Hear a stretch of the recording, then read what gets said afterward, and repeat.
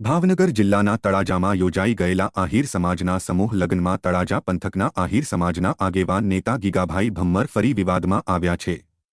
ભાવનગરની ભીમસેના દ્વારા ડીએસપીને લેખિત રજૂઆત કરીને માંગ કરાઈ હતી। ડીએસપીને લેખિત આવેદનપત્ર પાઠવીને ભીમસેનાએ તળાજા ખાતે આહિર સમાજના સમૂહ લગ્નમાં ગીગાભાઈ ભમ્મર દ્વારા અનુસૂચિત જાતિના સમાજ માટે ગેરબંધારણીય જ્ઞાતિ વિરુદ્ધ શબ્દ બોલ્યા છે। આથી તેમની સામે અનુસૂચિત જાતિના એટ્રોસિટી એક્ટ મુજબ ફરિયાદ દાખલ કરવામાં આવે તેવી માંગ કરી હતી।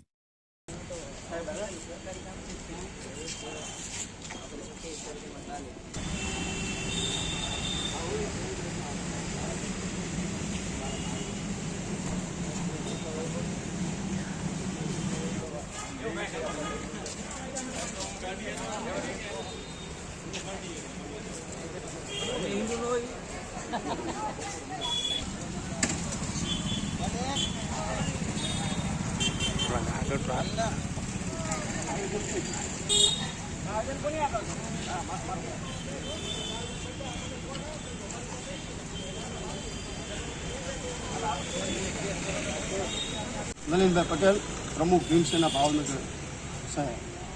થોડા દિવસ પહેલાં આહિર સમાજના સમૂહ લગ્ન તળાજા ખાતે યોજાયેલા, તેમાં ગીગાભાઈ ભમ્મર નામના વ્યક્તિએ અનુસૂચિત જાતિના ગેરબંધારણીય શબ્દોનો ઉપયોગ કરવામાં આવેલો।